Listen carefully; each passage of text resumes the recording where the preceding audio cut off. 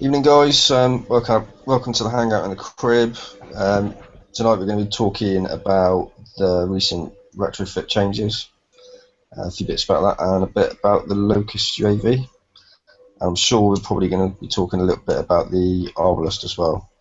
So, without further ado, we'll pass you over to Larry, the BP professor, and I'm sure he's got some nice slides and bits and pieces where we can explain a little bit more about the new retrofits and stuff. Yep.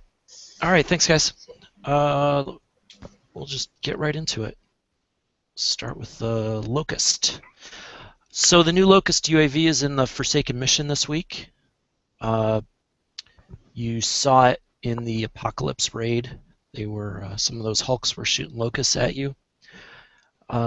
In short, it has a really long swarm time, but will do lots of damage over that swarm time. And when it dies, it leaves a fire pool. You can see the DPS and the DPS per weight. I mean, it's just huge compared to the other UAVs.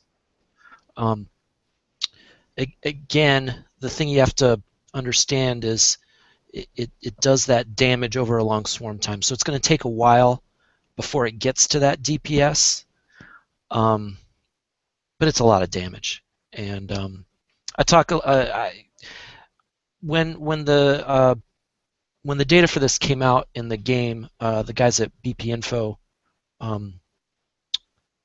threw that up in their website, and I wrote an article on it. And so if you want to see the full article talking about damage per UAV and all this other stuff about it, it's on the blog. But the short answer is it's probably the new best UAV in the game. It just does a lot of damage. What do you think, guys? Well, you look at the damage compared to the Scarab, because obviously it's explosive as well, and look at it, it's like, what, 470 DPS per second to 162? Then you got to take in retros as well. Yeah, and what I was thinking is that if you retro this UAV, if you retro your UAV, you start getting the benefits on the Locust a lot earlier because you've got that really long swarm time already and the short reload compared to the swarm time. So, like even once you get to like 7% benefit in swarm, it's probably like at R2 or something. You start getting a benefit. Whereas other UAVs, you have to get to like R6 or R8. I know that because I don't think there's a lot of point in retroing UAVs past R8. Am I right in saying that? With all of the other UAVs, they sort of like top out the effectiveness and retros at R8 in the swarm time. Yeah, it depends on the UAV, but I think you're right. But it's about that, isn't it? Is there any difference to this? Do you know? Just off the top of your head. Sorry to put you on No, the spot. no, I think you're right. I think every, again, with those other UAVs, since the UAV reload is such a, call it a high percentage of the swarm time, you have to do a lot of retros to get another step. But with this, it's just a couple retros and you get another step. So yeah, I think it's totally different for this Locust. You'll keep getting more and more benefit as you keep retroing them. Well, look at the swarm duration just off the bat. I mean, 6.2 for the Scarab and 12 for the Locust. I mean, that's insane. Yeah, I mean it's obviously. I mean, I'm really happy because I won it today. So and as I know that Noobwalk himself has won it today, and I know he's going to ask the guys here. Um, you know, he's well into building his warbirds. He wants to know how many he should put on. So, any ideas what you would like to give him as a build, roughly?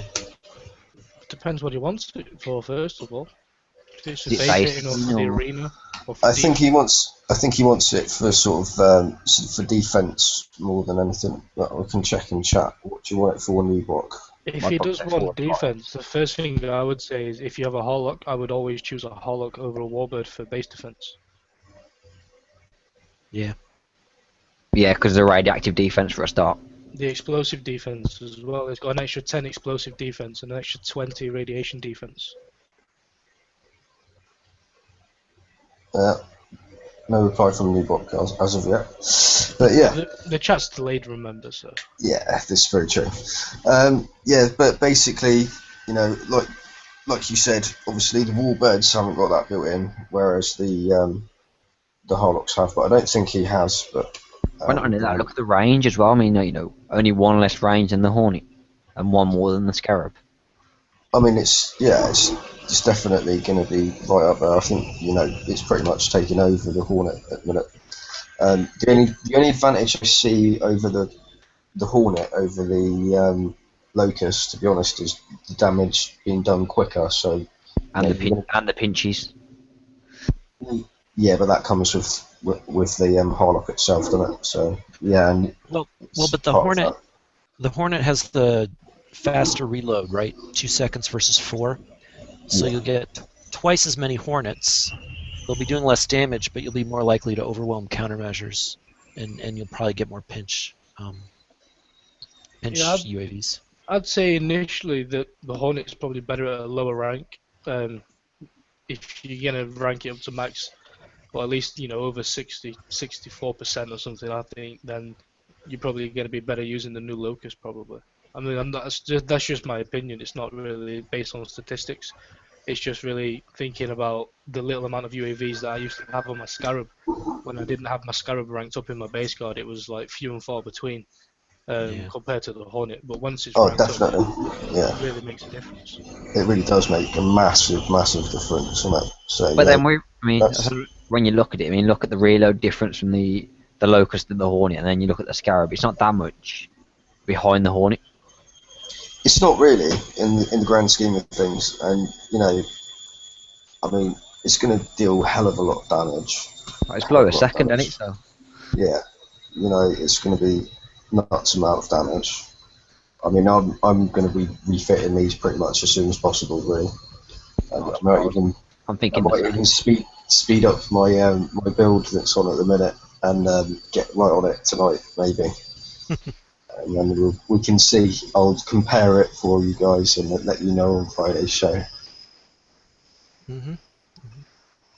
See which one's best. I mentioned it in the article as well, but I was thinking a really good tactic for these Locusts would be the hit and run. I've seen it done a few times in FVF where people put UAVs, best on a lightning carrier because they're fast, and you just pop into range and then turn and pop out of range. And since they do so much damage per UAV, these are really good for those kind of hit and run sort of hits.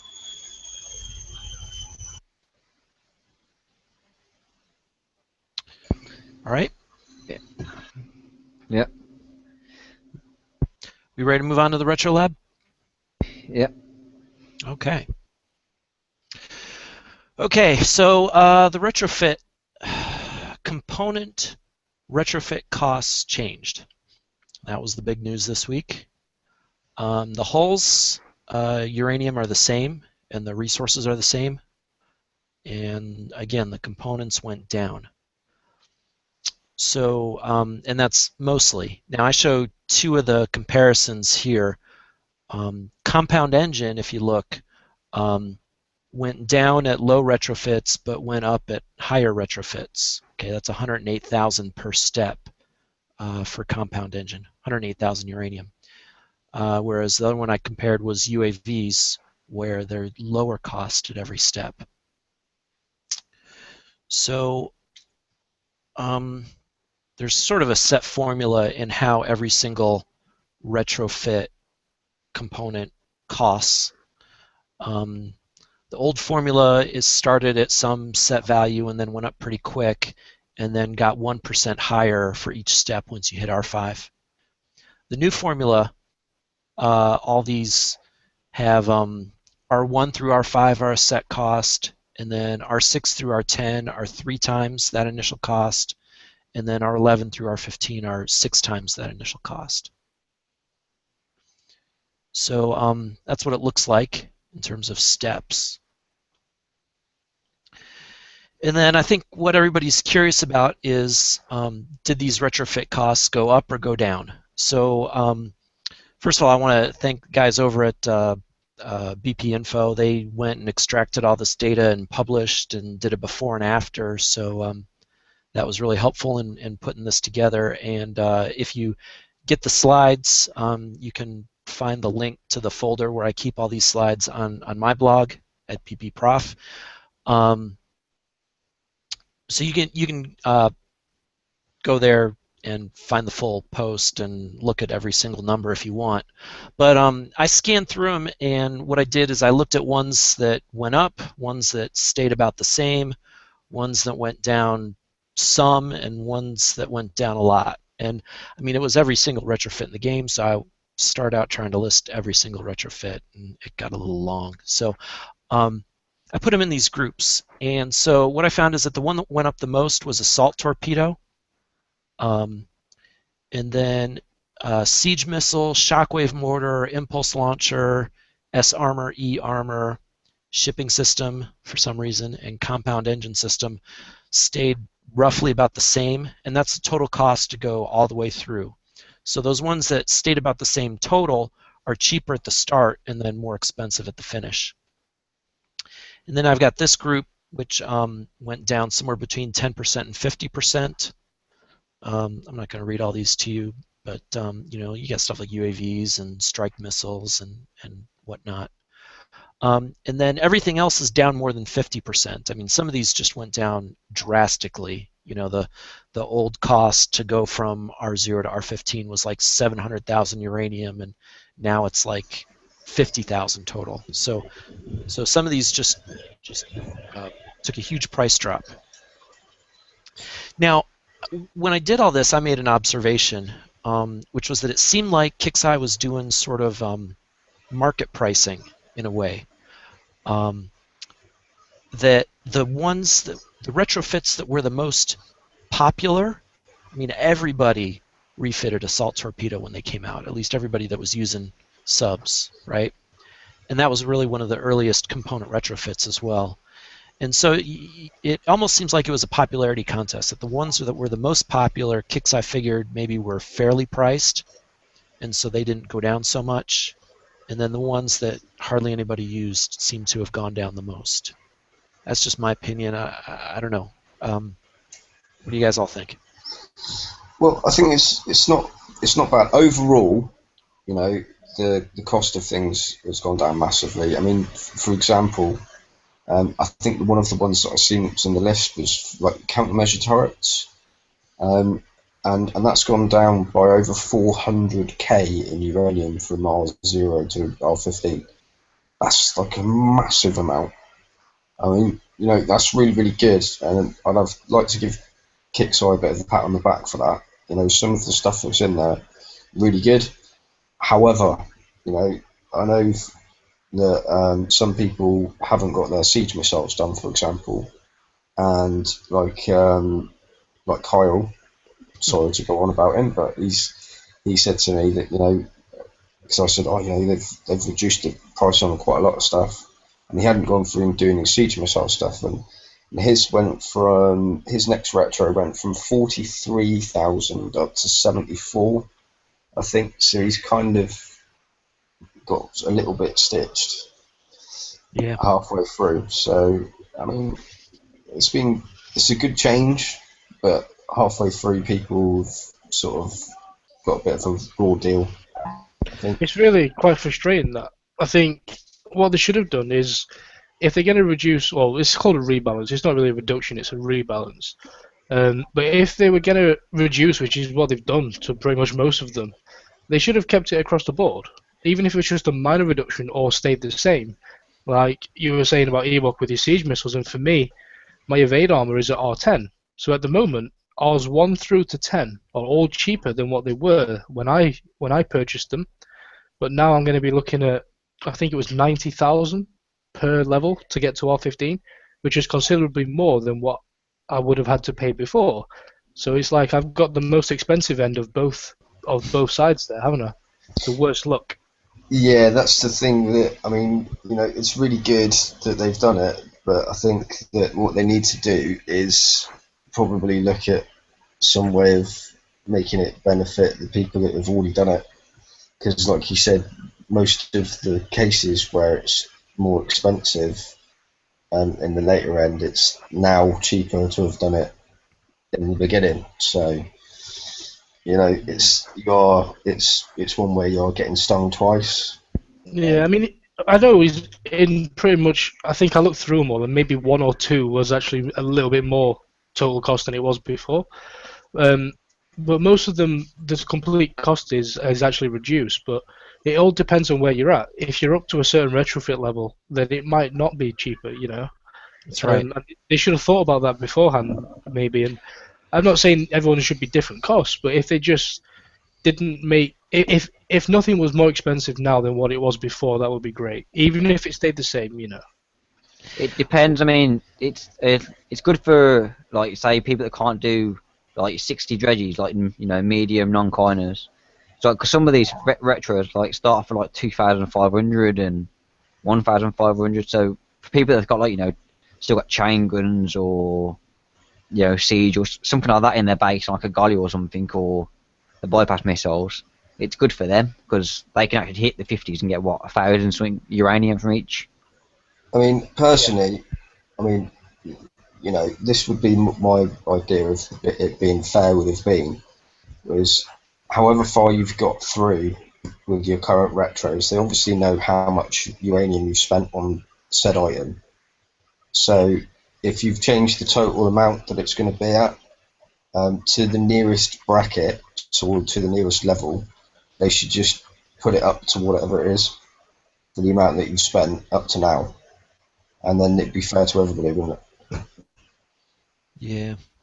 It's tough for Kixeye when they change stuff. I got to sympathize a little bit, because everything helps somebody and hurts somebody else, and so everybody wants build times to go down and costs to go down. But this is an example. So let's say Kixeye cuts the build time of old hulls in half. Or are people going to start complaining that, well, I took twice as long to build these hulls, so I deserve compensation? I mean, Yeah, I know I it's really I tough. under, yeah, I understand your concern, but it's tough to keep everybody happy when you're. I mean, I don't know. I'm just inclined to say thank you and move on. It's pretty much it, really. I mean, obviously, it's stitched a few people up. I mean, in most cases, people sort of go through as a whole group, don't they? So they don't swap and change between the ones that they're doing. So hopefully, you're only going to get stitched, or maybe one or two, if you're really unlucky. So, I Yeah, think you should just give them a thumbs up and take it on the chin, really. yeah. I think overall it's better. It's definitely better overall. Yeah. Because now the actual now the actual medium to non-quants that can only hit the 50s, or certain levels that can only hit the 50s for like 1,000 uranium or something, can actually do something with the retros. You don't even need to hit dredges. Just doing the weekly missions Oh, and there you what you go. get if you do the Let It Burn campaign. That's enough for. I would say that's an acceptable amount for someone to get, given the current cost of uranium prices now.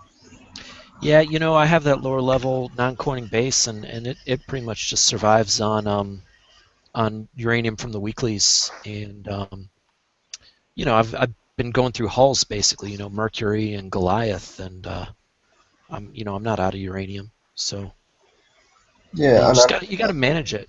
yeah, and this is going to obviously help out a hell of a lot if you're going to, start getting your components retrofitted as well now. Yeah, yeah. Especially people who've got stuff like CUDAs and stuff like that. Like the lower end subs and stuff. Well, and certainly, sorry. Sorry, that's all right. You carry on, mate. Yeah, you were talking before about some people go straight through 1 to 15. I've been doing a little differently. I usually kind of go 1 to 5 and get some benefit and then try and do something else that I really want to retro. But I think now probably a really good strategy is to go 1 through 5 on a lot of different things, because those first 5 retros are all so cheap. No matter what component you're talking about. So that might be the best way. If you're running out of uranium to get the most benefit from a limited amount. Well, some of them are really good at, like, retro 5, like the UAVs, for example. about 5, that'll be really good, especially if you get that Locust. Refit a couple of them on. Yeah. Yeah. Definitely. I mean, at level 5, there's a fair amount of difference. People don't really realise the amount of difference it makes. It makes a lot of difference. You don't have to have R15 everything. Even 5 will help you masses on a lot of stuff. Mm-hmm. So now the other question I was thinking about, and be interesting to hear some opinions on, is, I think with the old retrofit costs, when components were just so expensive, you'd always say retrofit your hulls. Any hulls that you use, spend uranium to retrofit those before you spend it on components. With some of the stuff getting really cheap, I'm not so sure that's the case anymore. What do you guys think? Well, I've got more to do in my my specials and my armors and stuff more than the hulls now. Yeah, I mean, but looking at it from somebody that hasn't got a lot of retros done, obviously I have, but if I was going to start again now, I would be inclined to start doing my armors and stuff like that and getting the benefit from them before doing some of the whole stats, because with the cost of uranium on some of the whole retros compared to the benefits that you'd get from doing just a bit for the armors and stuff like that, you're going to get a bit better benefit from it, I think, in some cases. Well, So it's tossing it up really, because you get benefits from one hull. I mean, it's all right if you've only got one hull and you want to, and that's like your go-to hull, and that's pretty much all you've got at the minute.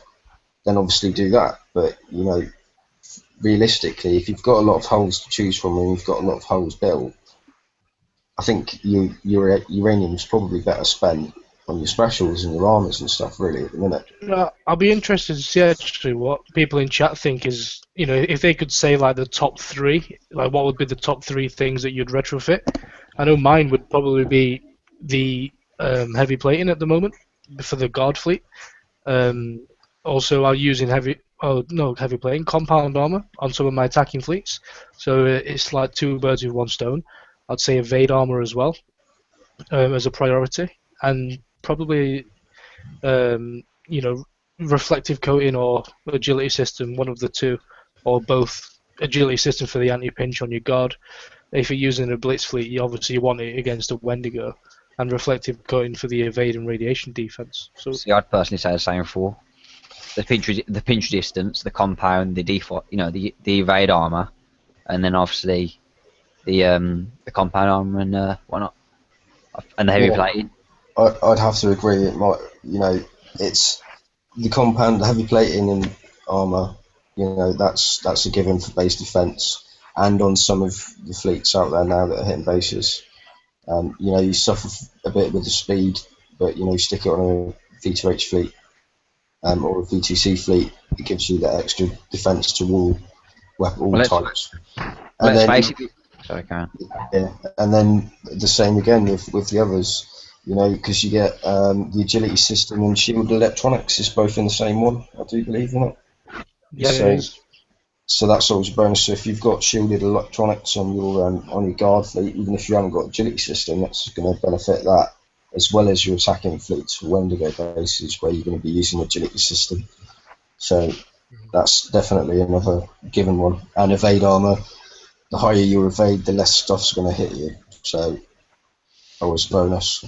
What do you think, Larry? Do you agree with those? Or? Yeah, I agree. I think I really like radiation systems. I'm using radioactive coat on a lot of my ships now.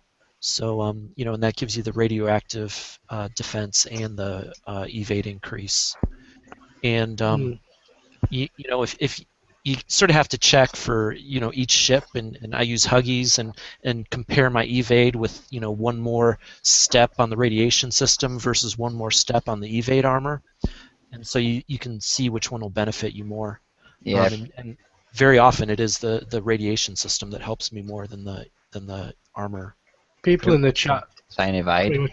Yeah, a lot of people saying evade. Someone said S armor. It kind of makes me think it all depends on how you build your fleets. If you're building prep fleets, Reapers, obviously you want to get your stealth up and stuff. We've got evade, fallout armor, evade, boobs.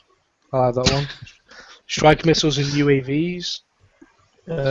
Engines, that's a good one actually. Yeah. With the engines, obviously, a lot of the Reavers now are just ridiculously fast. You can stay away at them at max range for a bit longer.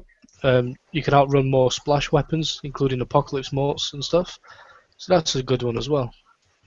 Yeah, and what I want to mention as well is the fallout armor and the radiation, the reflective coating are both in the same one there in radiation systems as well. That's right. So you get benefit from both of those by doing the warm retro. And I like siege missiles. Nobody mentioned siege missiles. Yeah, that's true. Siege missiles good, but let's be honest, siege do quite a lot of damage as it is. That's true. I like blowing stuff up.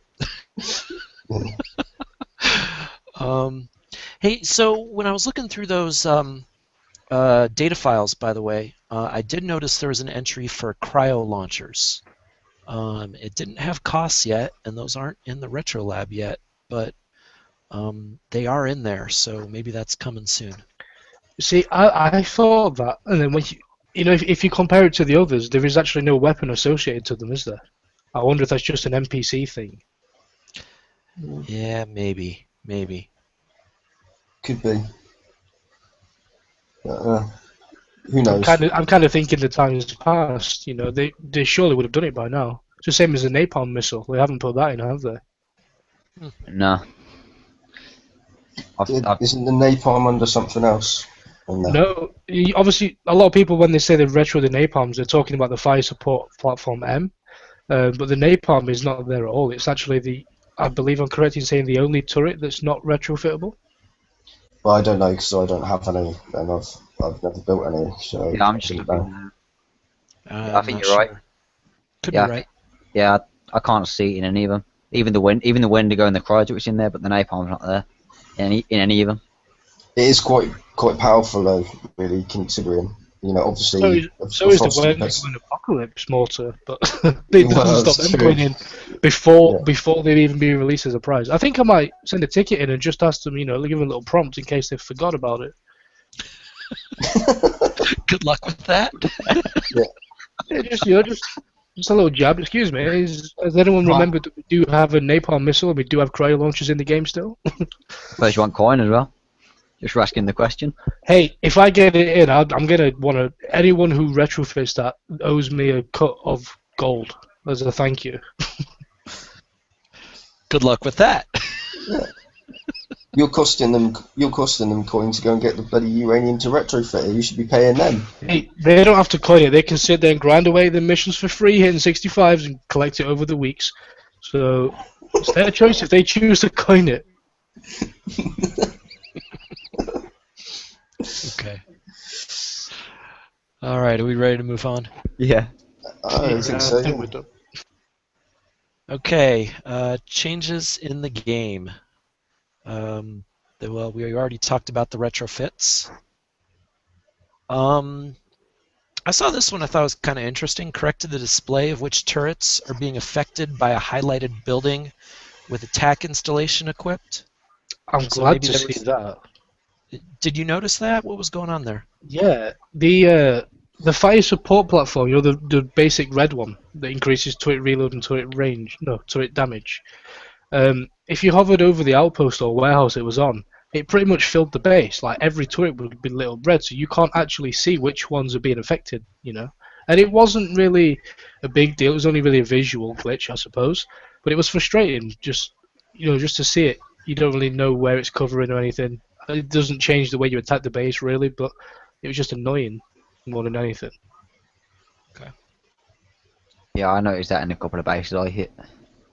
Yeah, I agree as well. Yeah, so it doesn't really affect it, but yeah, it was there. It wasn't very clarified what was actually being affected. Yeah, it's good to see what's going on. Let's see. Remove the brag about it button for researching a rocket. I brag about everything I research. So You bragged about building a large pinch. God damn! I did it yesterday. Yeah. So let's see. Fixed case or the map speed bonus added by N armor wouldn't be added. I mean, if that's what you're doing, I guess you want it added. So there's that. Let's see. We got shipyard scroll bar. We got objective. And then the last one I thought was kind of interesting. Fixed an issue with the Arbalest being able to hit underwater ships. Did any of you guys see that happen? Yes, Mm, the splash. yes, I was The splash was one shot in subs. a victim of that. I, My subs are a 2-day, 9-hour repair. I was not happy. I can say one thing about this, right? When they released the crossbow, they had exactly the same glitch that happened. So it's something that they obviously done with the coding on it. I reckon that they probably used a basic coding from retargeting in order to get the penetrating effect from it. So I don't know, and that's probably what's affected it to make it go underwater. But the crossbow had the same effect when it was first released as well. So it's an old glitch that's just come back with a new weapon, basically. Nice. That can one shot your fleet. Well, did we expect them to release the weapon without any problems at all? No. Have they taken our advice and have they done any preview servers? Of course not. Yeah. Will they take it in the future? I hope so. Yeah. So All right. So let's talk about that new weapon. So, is the Arbalest overpowered? Yes. Yes, when someone's hitting me with it. No, when I'm hitting somebody with it. Yeah.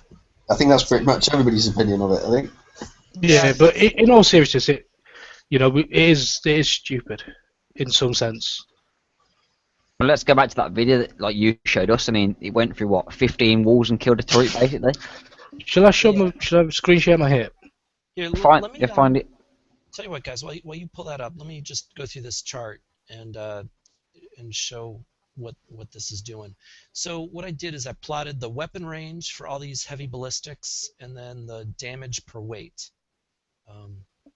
So you can see, you've got almost like a line here with, the siege cannons and the crossbows and even the bypass chain gun is maybe a little better than the rest of the pack. And then the Arbalest, as things go to the upper right, they're just better and better. So the Arbalest is, just way up here, double, more than double the DPS per H-ton. And just behind these numbers, it's on a Crusader with nuclear accelerators. It's at 45% rank bonus and against a target with 40% evade. So I tried to make it at least sort of, something you'd actually see in the water. And you just see it's just way out here, and this doesn't even account for the hitting multiple targets with the piercing. So you look at it like this, it's just a huge amount of power. Plus, obviously, your skull ranky, it's 1 second reload. I mean, that's nothing. That's without autoloader. Yeah, That's that's. right. I mean, that's nothing. That's nothing. You put autoloader on, that's below a second. Just to put it into context, a level 37 interceptor V2C fleet with cryo launchers, I ninja'd it with 4 Crusaders, and each Crusader has 4 Arbalests each. My rank was like level 2 or 3, so it wasn't a big rank. Not that rank was important because I one-shotted the whole fleet. They grouped the fleet and ran towards me, and then they stopped and started to turn. So I, did the same, edged on the edge of my range, which was obviously more than theirs because they were using launchers, and I one-shotted the fleet. It was that easy. Didn't take a scratch of damage. It was like blinking, you miss it. I really wish I was filming when it happened, but obviously I wasn't. But it was just mental to see that. A level 37 fleet, I don't know what his build was, but I'm not sure it would have made too much of a difference. But it's like with that base, I hit with that base with that golly, that skull rank golly on a sliver of health, and it free-shotted my Hellhound fleet. And that's 4 Hellhounds with like 19,609 points each, and it free-shotted it. They're crazy. I've got my video if you want to see it. Yeah, let's see that video. Basically, refit. If you've got the new Arbalest, right, refit it on your toilets and stick some toilets in your base. Can you see it? There we go. Am I sharing? Yeah, got it. Yeah, so I've just been in, as you can see, and prepped out the two enforcers. I'm going to skip forward a bit. Nope, too far. There we go. Now you can see there's 15 lines of walls there, and it penetrates them. Yeah, it is just mad, this. Look at that. Look at that. 15 walls straight through hits the warehouse and the turrets. Now this is where it gets interesting. I'm going to get ready to pause. We might want to set somebody to lock that screen up so that we're displaying it all the time. Yeah, so I mean, we were talking in the pre-show, and our guess was that maybe it's not decaying. The damage isn't decaying as it's supposed to. It's supposed to go down 20% per target it hits, and it might not be.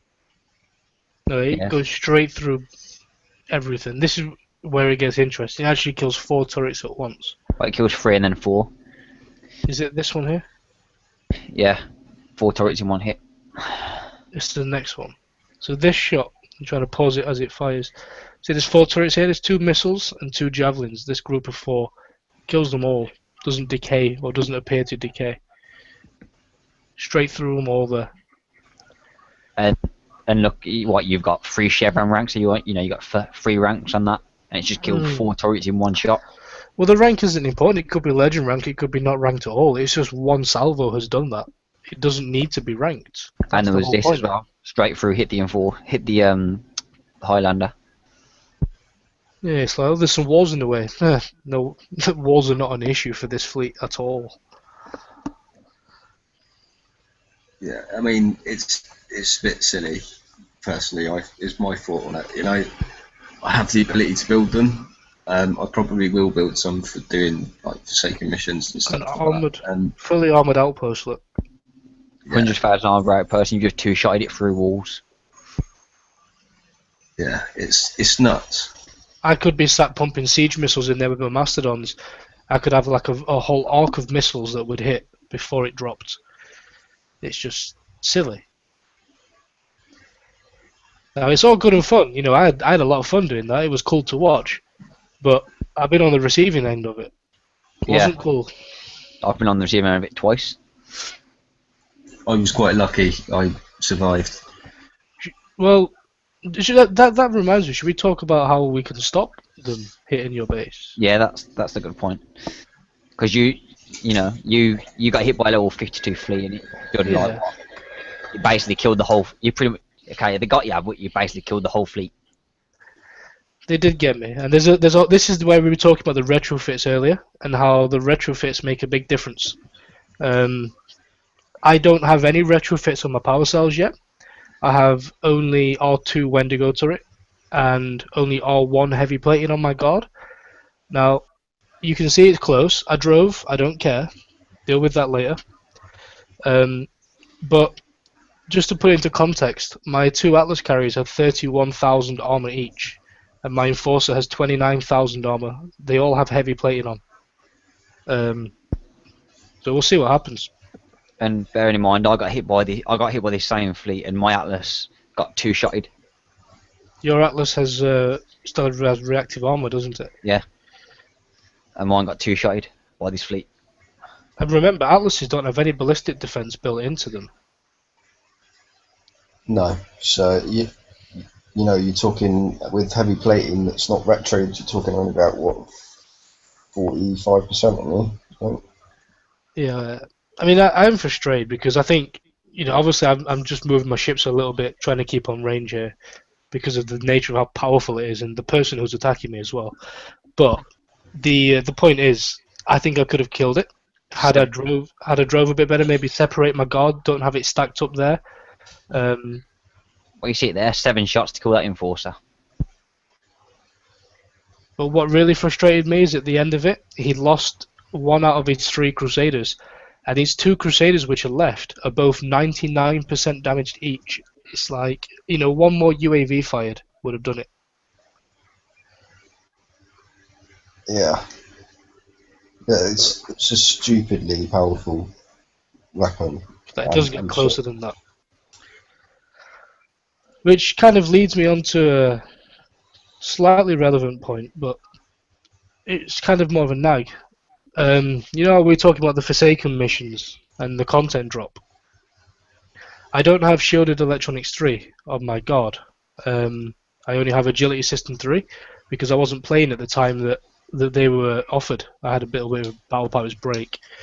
That was over a year ago. Not once has Shielded Electronics come back. Not once. If I have Shielded Electronics on my guard, I would have had full UAVs on my fleet. There's 3 UAVs missing on my Harlocks. That would have made a difference, and it would have stopped that fleet. And that really kind of just puts it into context for me. It really irritates me that these mission prizes aren't more, circulated. I don't really know how to explain it, but we all know cycled better. Yeah, we all have our own gripes about the Forsaken mission. But Yeah, I used to be caught up because I'd done every single Forsaken mission, and then a few months ago they did it. They released 3 new prizes, but only kept them for 2 weeks. So now everybody's behind one, right? So Reaver Bulkhead is now gone. I never got Reaver Bulkhead. So Kixeye is really into scarcity, and I'm not quite sure their reasoning behind not letting people get stuff. I mean, I'm complaining because I'm missing one item, but people who are newer players, they can never, ever, ever catch up. There's no way to catch up. Yeah, I mean, realistically, there's a lot of stuff in there that really is completely and utterly outdated with the way that the game's changed. They should be taking some of that stuff out and replacing it with stuff which is relevant to gameplay now. Like resonance battery in tier 4. Yeah, I saw that Yeah. last week. I thought last week, or well, not last week, it was the raid, but the week before, I thought all the prizes on tier 4 were pretty good, but yeah, this week I didn't really feel like that. I don't really care because I've got the Locust. But yeah, I mean, I totally agree. They need to sort of start pulling stuff out which isn't really relevant to gameplay now and put stuff in there which is, and let people catch up. Well, Just cycling better. I mean, that resonance battery should have been in there for ages. Well, they could cycle them better. The other thing that I think it's talked about is let people do the Forsaken mission more than once. If you get to tier 4, let people start over, go back around, do it a second time in a week, so you can get 2 prizes and start catching up.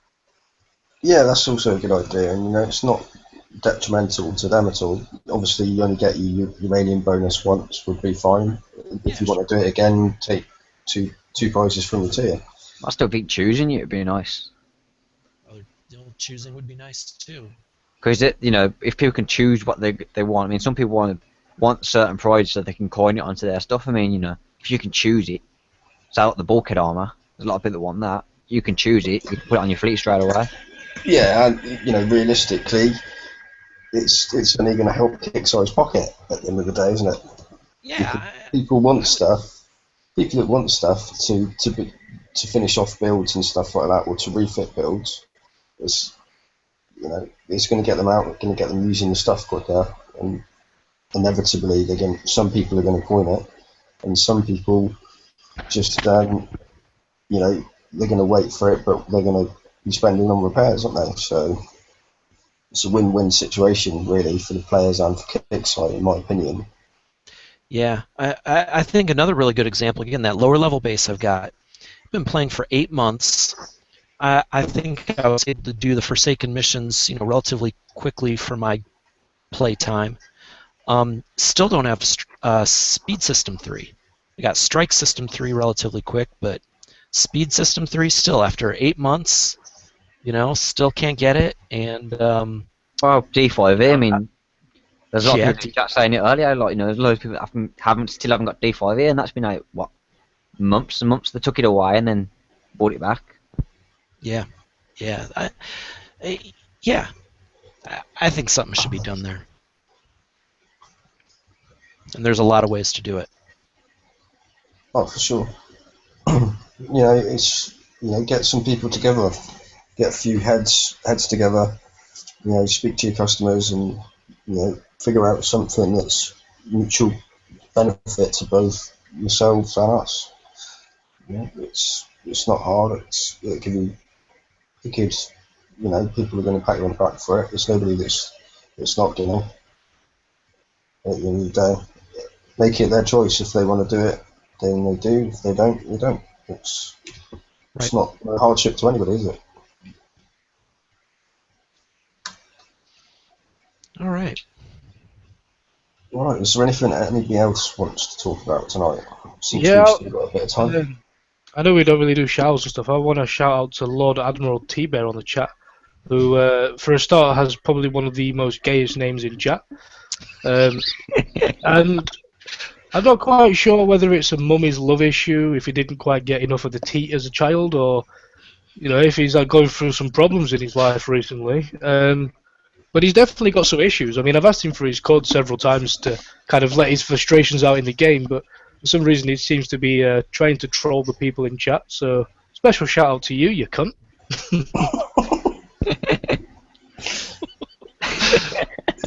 Please excuse my French. If we can get back to Battle Pirates now, I just thought I'd give him the attention he's so desperately craving. Yeah, that's pretty much it. I think he was upset that he got trolled a bit in the Alliance group. Oh, there's He was trying to call himself the king of the trolls, and quite famously got his ass handed to him. Oh, would you look at that? He's in the 400s as well, Payne. Can you imagine that? Yeah, we'll continue our talk in the game. Okay, so anything else game related that we want to talk about at all Hey, tonight? do you want to talk about the banhammer? Well, yeah. Yes. This is one thing. I love seeing it. How many people got a real kick out of seeing this today? I see it. It was a knock-on effect, wasn't it? One person got banned, and everyone's like, "Hey, look, that guy from TTMX is banned." Shout out to TTMX, and then you see a few others coming up, and you go through the banhammer page, and you keep looking through, and there's more, and there's more, and there's more, and then you realise that all these people are people who are, they're not exactly nobodies. A lot of them are well known, level 70s, level 80s, who have been running riot in the game over the last few weeks and months. So I'm really happy to see that. I mean, you're talking what, over 40 bases at least in one. What's it? Maybe more. Yeah, there's 2 banned in the sector that I was in. One of the dudes that was banned hit my base 4 times last night and refitted his Hellhounds 3 times in an evening, and his Crusaders twice last night. So it just shows you that really it's becoming a problem, and I'm glad that they're getting on top of it. Yeah, I had saw an interesting post, and it's really I'll call it unverified, but somebody claimed that Kixeye has really improved their back end comparisons of what you're doing in the game with the time and coin that you've spent. So maybe that's true, maybe that's not true, but they certainly do seem to have stepped up the game in terms of enforcement. See, is it just me? We were talking about this earlier, weren't we, on the before the show? It does seem to me pretty simple to catch people who are cheating. If you've got these big fleets, so the Crusaders, I built mine, just over 4,000 coins, with armor, no rank. So surely, if I've got that fleet, there's a log somewhere of me making a payment for that fleet to add the gold necessary to build it. At some point, is it not that easy just to cross-reference what's come out of a base and what's gone into it via payments? It seems pretty simple to me.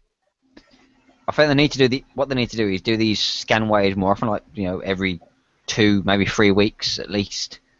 Yeah, I mean, and scan for it a lot more often, and banning big waves like this. These repair things what people are using, like obviously the glitcher stops, so people are looking at alternative ways to repair for free. Surely if one person has sent a fleet in and out of the base 4 times in an hour, let's say, let's argue that it should have been 200 coins to fix those fleets within the hour. If they've not made a payment where there is 200 coins on the account, surely that's really easy to see. Well, you look at it. I mean, yeah, the Hellhound fleet. That's what. Say you haven't got any. You haven't got the modifier done or whatever. You know, even with the modifier, it's what 61 coins. Say, you know, you send that. You hit about like 10 times. That's a lot of coin. I mean, obviously there are people out there that do spend that money. You know, there is one that sits on our panel very often, and there's another two that are sat here right now that do it. Yeah, I thought that was you, Eric. Yeah, Well, pain. God damn it. There's hell to me. What, me? No, Yeah, you coiner. never. dirty coiner. I don't know. I don't know where the Crusaders came from. But, yeah. But obviously, you know, you've got people that do it. So, you know, we're not saying that everybody that does it cheats, but there's an awful lot of people that, you know, are sending out fleet after fleet after fleet after fleet after fleet. And it's because it's when the glitch pair disappeared. The glitch pair disappeared, and suddenly the amount of people that are actually using it went up. I mean, you're making this. Whoever's selling these programs are making a fortune. Yeah, I mean, it's getting ridiculous. I mean, I've never seen anything like it. The amount of, you know, I've been playing this game well, since it came out, and, you know, I've never seen anything like hellhounds. Like every man and their dog within like 2-3 weeks have fleets of skull ranked hellhounds, and I've just never seen nothing like it. It's just It's a insane. $1,000 fleet. It is beyond a joke. I'll give you an example, right? There's a guy in my sector at the moment. I don't know what level he is. He's a level 60 or 70. He has a legendary Hellhound fleet in which, within the space of one night, he had lost it. And let me just say, every single base he hit, he died. He sent it out, probably hit about 5, 6, 7 of us. So it's quite a considerable coin, you know, to repair that within a couple of hours. He's on comms and he says he never coins. So how is he managing to fix his fleet? And of course, we go and hit him back. He has Dock 10, Outpost 5, and the base of a level 37 player. It just seems a bit too suspicious. You see people like that all the time now, and it just really irritates me. And like we said, there's people who spend real money on this game, and it's really not fair on them. Well, it's like that last sector. I mean, we was in Pains. I've been in that one guy. I was in alliance with him, and when I was in the alliance with him, he never coined a single ship, and now he's got better fleets than I have. And he hasn't leveled up. It's like, it can't be that hard to figure out. I've over leveled him by 15 levels since I left that alliance. Interesting that we're talking about level. In case anyone wants to, I could post it on the page actually. We did a test of exactly how much XP you would gain just from coining the ships without bringing in the res. Fill up the res beforehand, and it's the amount of XP before and after coining a fleet. So I'll post on the page. A lot of people probably don't realise how much XP you get. They just click the button and it's done. So it'd be interesting to share that, I think. Yep. Okay. Oh, another thing that I wanted to mention as well is that Doom Rooster made a post that was, I'm not sure if it's still on the forum or not, but it was a little teaser thread which might have been closed by now. But basically saying that in the next 2 weeks we will be getting the start of the repair tokens and the build tokens. I don't know if anybody has heard anything about this, but basically doing things in game will earn you certain tokens which you can use for various items. So by completing so many targets during a raid or whatever, you'll earn a build token, which will give you, like, this obviously, well, I don't know, I'm just assuming, but like a set percentage off of your build times for a ship or whatever that you can use. And you know, I think there was talk about possibly, you know, if you like 100% so many bases, you get like a repair token to repair your fleet. And just wanted to really ask what people thought about it and if they'd heard about it. I've only read that from the forum and nothing else at all. I mean, you'd have to see, but it sounds like a good idea. It's just what you've got to go to get the token. I mean, at the end of the day, if it's not going to interfere with your normal gameplay, I can't see it as being anything but good really for the game, to be honest. Yeah, I mean, Yeah. like I was saying about the repair reduction modifiers before, although I wasn't too impressed with them, any repair is accepted for me. Any reduction in repair is always useful. So yeah, I'm happy to see what's coming. And can he please have reduction on Nighthawks, please, for his level 47 Oh. Nighthawk fleet? I would love a It massive takes reduction. 2 days and some. I mean, is it 2 days and 7 hours to repair or something like 2 that? days. It's 115 gold, fully dead. 115 gold to repair his Nighthawk fleet. So You know, please, Kickside, can he can't- have it in the next pack, please? I Lord, can't now. feel sorry for you. I can't feel sorry for you. You knew how long it was going to take to build when you built it. How long to repair when you built it. The thing is, people are saying to me, "Oh, you know, it must have been a massive refit." No, it wasn't. The refit was 80 something coins per armor refit. I refit 2 armors per sub. So to be fair, not a great amount, you know. It's just- You You shouldn't have just- been surprised. That's all I'm saying. It takes longer to repair the fleet than it does to refit one of the armors. Bulkhead. It's just. I know people who have Hellhound fleets with negotiating motors which repair a hell of a lot faster than my subs. I'm sure they do. Oh, look, Lord Animal's getting hit. Imagine that. Oh, is he? Look. Yeah, one of our guys. Oh, look at that. Look. He's got an anti-Triton and a school-ranked golly in there. Who's this? This Lord Admiral. Is this the guy who's? The guy from chat. Yeah, Max is Trolling hitting. chat. Is that it? Max is Hey, hitting. I know what would go well in that. A level 47 subfleet. You know, I was That's thinking that's the base Crusaders, guide, if but anybody wants to have a look. He's got nothing to stop my subs in that base. Nope. No, he doesn't. Yeah. I don't know. It looks like Reapers might like that base. What you reckon? Snow's on the chat. I think pretty much everything will get in there.